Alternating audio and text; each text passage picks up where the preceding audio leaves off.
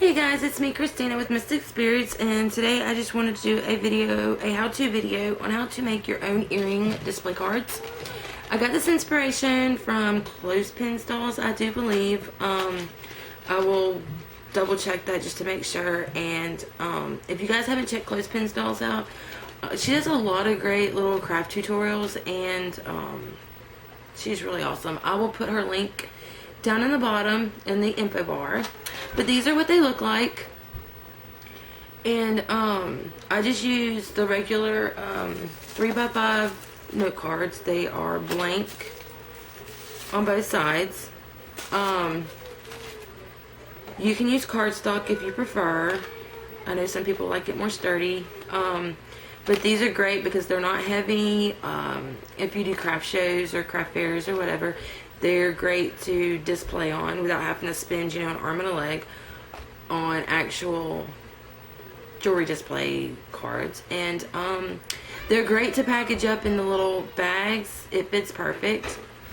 So, okay.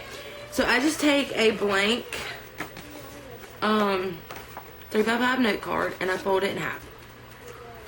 And I put a little crease in it. I use a cutting board. You don't have to, of course. You can use scissors because you have a crease now.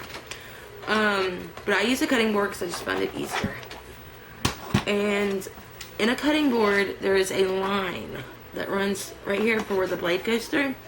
So I just use, if you're using a cutting board, I use that line as a guide. And I line it up my crease with that line and just slide it through. And that gives you two cards.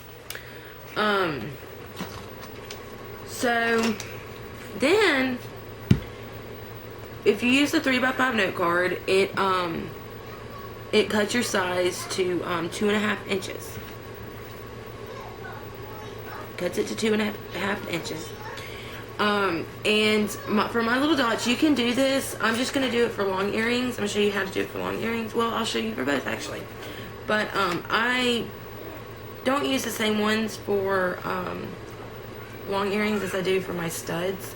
I have them in just a small, just a little difference, if you can see that. So what I do is, if you don't have a cutting board and you use a ruler, some rulers have the little hole where they're hung up at. So I go halfway down to that that hole, and I put it at the 1/4 and the 1 1/4 mark. I'm going to use my cutting board. And I don't need the cutter, but I use the little inch side, and I just slide it in there, and let me double check so I don't tell you wrong. Okay, yeah. I line it up with the line, that little line where the blade runs. I line my card up with that. And you can take a marker or a pen or anything. I use a fine tip permanent marker, and again I go where the 1/4 mark is. So let me double check this. Okay.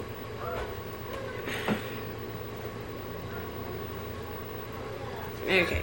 I go where the 1/4 marker is, and I put just a little dot. And then I go to the 1 1/4 mark and put another little dot. And then I can't remember the exact measurement of this. I want to say it's 1/8, but I'm not really 100% sure. But it's the tiny, let's put it in here, little bitty hole puncher. That's actually about the size right there. And I just take, and if you don't have one of these, you can use just a regular safety pin. You can take your safety pin. Well, with the little bitty hole puncher, all I do is I line the little bitty black dot up and punch it. I do that for the other hole as well. And it gives you your two little bitty holes. Now, like I said, if you don't have if you don't have a little tiny hole puncher, excuse me, you can use a safety pin or a push pin or a safety pin. But you can use a push pin or any kind of, you know, little pokey needle thing. Dots. Like I said, you can take a little push pin and just poke it through, and it gives you the same effect. It gives you the same exact hole size. And as I said, you can do this for your studs. But with my studs, all I do is I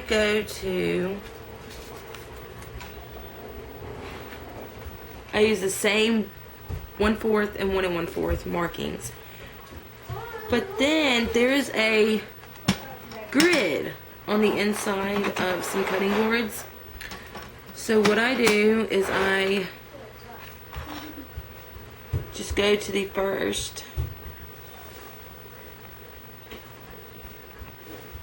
bottom of the first row of squares, and that's where I put those holes. If you don't have a cutting board and you're measuring, it is approximately 1 1/4 inch down. Or yeah, was that 1 1/4? Yeah, approximately 1 1/4 inch down. So, and for the long earrings, it was about a 1/4 inch down. So I did a whole inch drop. Like I said, you don't have to have, you know. And then what I do is let me find them. I thought I brought them over here. Just a minute, guys. Here they go.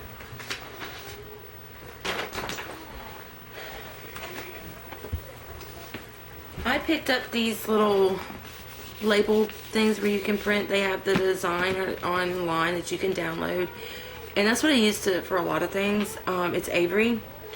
And I just printed out a bunch of little labels with, you know, my shop name and my website, my Etsy site. And all I do is simply peel them off and stick them on the bottom. That way, if they're up at craft fairs, then you can, it has, you know, your website on there. Or you can write it on there, however you prefer. So this is what they end up looking like. I do have the little clear backings to hold them in place, and that's what they end up looking like. I hope you guys enjoyed this video, and I hope you can find it useful. Please rate, comment, and subscribe, and I will see you guys later. Bye.